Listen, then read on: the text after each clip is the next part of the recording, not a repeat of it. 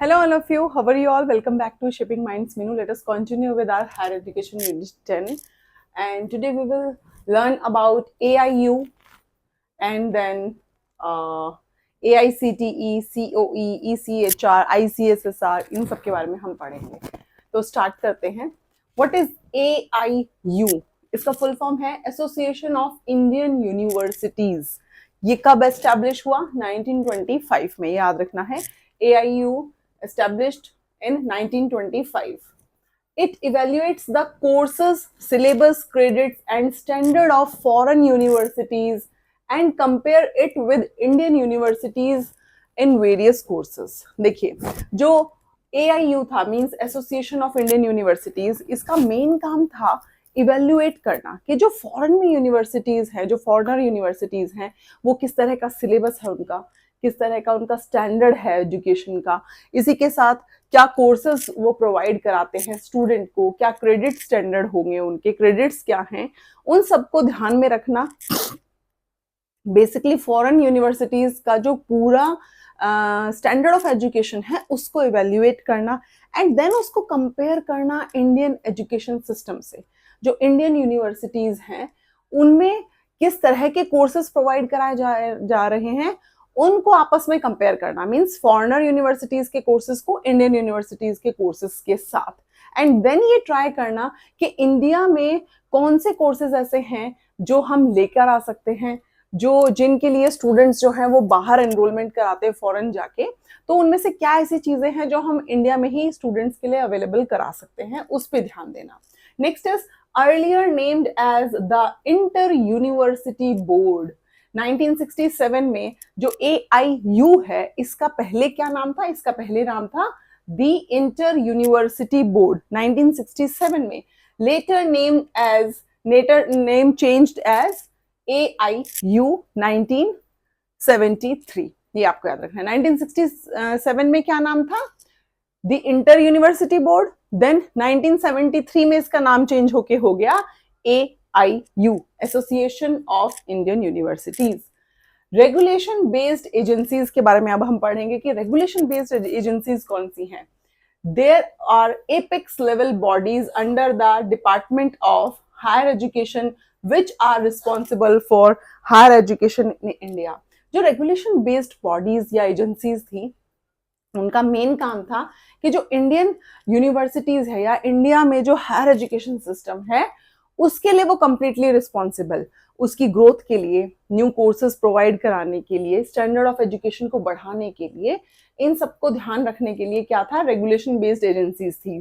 These bodies divided into regulatory bodies and research council. ये याद रखना है कि ये जो रेगुलेशन बेस्ड एजेंसीज हैं ये टू पार्ट्स में एक तरह से हम कह सकते हैं डिवाइडेड थी, regulatory bodies and research council. इसमें क्या क्या आता है वो याद रखना जरूरी है क्योंकि उससे एग्जामिनेशन पूछे जाते हैं. जैसे AICTE, all India council of technical education, ये इसका फुल फॉर्म है. प्लीज आप लोग पेन डाउन कर लीजिए. AICTE, that is all India council of technical education. Then next is जो एस्टैब्लिश हुई 1945 में, साथ में ये भी याद रखना है. एंड 1987 में ये स्टैट्यूटरी बॉडी बनी. स्टैट्यूटरी बॉडीज के बारे में, जो रेगुलेटरी बॉडीज हैं इनके बारे में मैंने आप लोगों को प्रीवियस मेरा लेक्चर है हायर एजुकेशन का, उसमें बताया हुआ है, वहां जाके आप चेक कर लीजिए. Next is COA, council of architecture. COA, council of architecture 1972 में एस्टेब्लिश हुआ. Next is ICHR, Indian council of historical research, established in 1972. Next one is ICSSR. ये नाम आपने बहुत बार सुना होगा. Indian Council of Social Science Research. Indian Council of Social Science Research, established in 1969. Next is UGC. ये सभी को पता है, यूनिवर्सिटी ग्रांट कमीशन 1953 में एस्टेब्लिश हुआ और 1956 में यानी 3 साल के बाद ही ये बन गई statutory body. Next is ICPR, that is, इसका फुल फॉर्म क्या है? Indian council of philosophical research, और ये 1977 में एस्टेब्लिश हुआ. आपको जो है ईयर याद रखने हैं क्योंकि ईयर से क्वेश्चंस जो है वो एग्जाम में पूछे जाते हैं. Next is NBA, the national board of accreditation. ये क्या है? एस्टैब्लिश्ड बाय AICTE, यानी जो AICTE है, all India council of technical education, उसने एस्टैब्लिश किया, उसके अंडर एस्टैब्लिश किया गया NBA को, national board of accreditation, section 10U के अंडर, और कब? 1994 में। तो NBA कब एस्टैब्लिश हुआ? 1994 में। It was established for periodic evaluation, ये इसको periodic evaluation of technical institution, जो टेक्निकल इंस्टीट्यूशन थे, जो एक तरह से मैनेजमेंट या प्रोफेशनल ट्रेनिंग्स, इस तरह के जो कोर्सेज अवेलेबल कराते थे, जैसे फार्मेसी हो गया, मैनेजमेंट हो गया, बिजनेस हो गया, इस तरह के जितने भी कोर्सेज थे, वो टेक्निकल इंस्टीट्यूशंस, उसको पीरियोडिक इवैल्यूएशन करना उनका, and programmes according to specified norms and standard recommended by AICTE। और इसी के साथ जो AICTE का कुछ नॉर्म्स एंड रेगुलेशंस थे किसी भी इंस्टीट्यूट से रिलेटेड, कि वो किस तरह से अपना काम करेंगे, क्या प्रोसेस फॉलो करेंगे, किस तरह के प्रोग्राम्स जो हैं वो प्रोवाइड कराएंगे स्टूडेंट्स को, उस पे ध्यान देना AICTE के रूल्स रेगुलेशंस के अंडर किसका काम था? NBA का, नेशनल बोर्ड ऑफ एक्रेडिटेशन।